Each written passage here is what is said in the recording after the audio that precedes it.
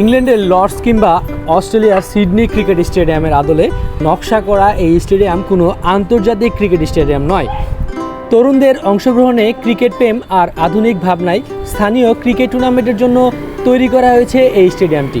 নকশায় শৈল্পিক সৌন্দর্য, ফ্লাড লাইট, ব্রডকাস্টিং কিংবা স্পন্সর প্রতিষ্ঠান সবই আছে এই টুর্নামেন্টে। দেশ কিংবা বিশ্বের আধুনিক ক্রিকেট টুর্নামেন্টে যা আছে, শেরপুরের সীমান্ত ঘেঁষা ঝিনাইগাতি উপজেলার Rangtia night cricket tournament season 4-এর এমন আধুনিক মনোমুগ্ধকর ক্রিকেট শৈল্পিকতা দেখা যায়।